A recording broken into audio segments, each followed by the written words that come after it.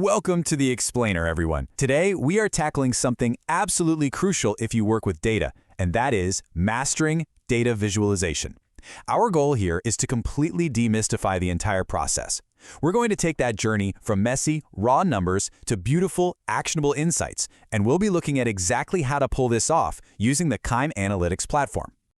Okay, let's dive into this. We've all stared at a massive spreadsheet at some point, right? Thousands of rows, a total goldmine of information. But let's be totally realistic. Who actually has the time to inspect every single value to figure out what's going on? Raw data is just overwhelming. It rarely gives up its secrets right away. And that is exactly why we need charts. They act like a translator, turning endless rows of numbers into clear visual patterns so you can spot trends and make quick, informed business decisions without the headache. So here is the roadmap for our journey today. First, we'll look at the data visualization problem, then building a KNIME workflow, choosing the right chart, the art of visual storytelling, and finally, avoiding some really common chart mistakes. Let's kick things off with Section 1, the data visualization problem. There's a pretty massive gap between simply having a CSV file full of sales numbers and actually understanding what those numbers mean for your organization.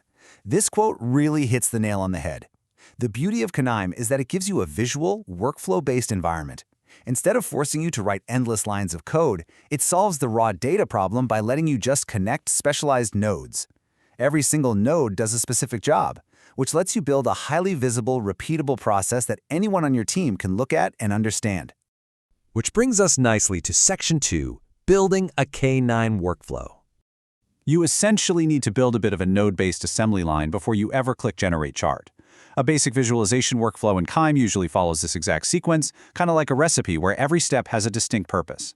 Step 1, you import your data, maybe using a CSV reader. Step 2, you clean it up, perhaps dropping in a missing value node so empty cells don't wreck your formatting. Steps 3 and 4 are all about transforming and aggregating to get your totals or averages. And only then, at Step 5, do you finally add your chart node. Now, I really want to emphasize that aggregation step, which in KNIME usually means the GroupBy node.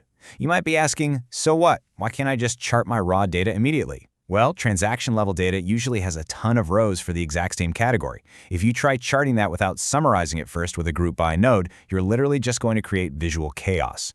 Duplicated categories, unreadable spikes, an absolute mess. The GroupBy node magically converts that raw transaction table into a clean, summarized structure that's actually ready for a chart.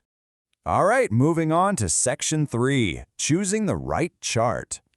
We're going to break down the big 3 charts available in KNIME's Modern Views extension, framing them around the actual business questions they answer.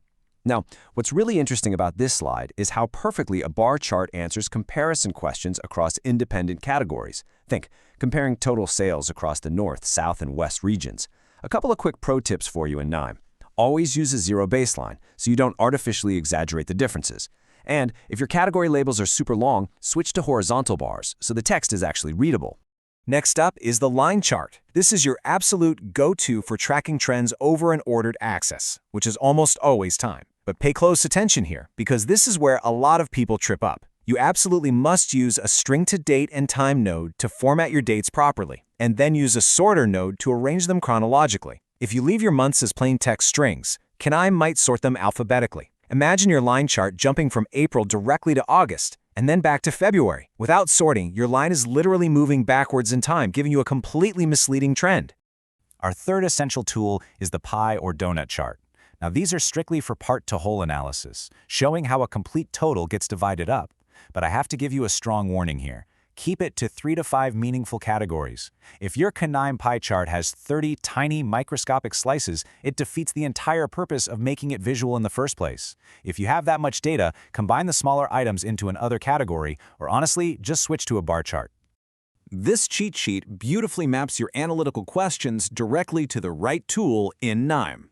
Region with the highest sales? Bar chart. Monthly changes? Line chart. Percentage of total? Pie chart. The golden rule here is that your chart selection must always be driven by the business need. Never just pick something because it's your personal preference or because it looks cool. Let's shift gears to Section 4, the art of visual storytelling.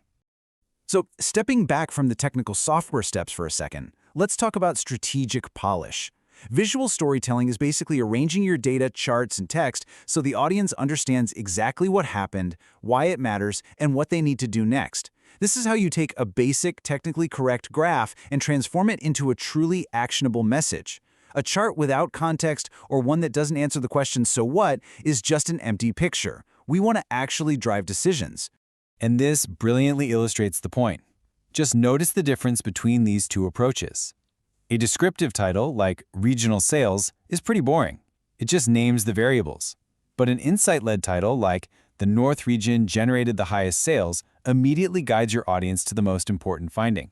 It tells them the story before they even have to spend time deciphering the bars. Bringing us to our final section, avoiding common chart mistakes. Let's rapid fire through the most frequent technical and logical pitfalls beginners run into. First, connecting raw transaction data directly without aggregating. We already know that creates a mess. Second, forgetting to sort your date columns, which totally scrambles your timeline. Third, pie charts with way too many slices. Fourth, and this is massive, treating visual correlation as proven causation. Just because you see a spike in a line chart right after a marketing campaign doesn't mean the campaign caused it. Timing alone isn't proof. And lastly, displaying excessive decimal precision. Your executive dashboard definitely doesn't need to show sales percentages out to 6 decimal places. I want to leave you with this final provocative thought. What decision must be made from your next chart? Seriously, before you drag a single CSV reader onto your KNIME canvas, ask yourself that question. If you always start your workflow with the business decision clearly in mind, you won't just be generating simple graphs. You'll be fully equipped to build powerful, insight-led visual stories. Thank you so much for joining me on this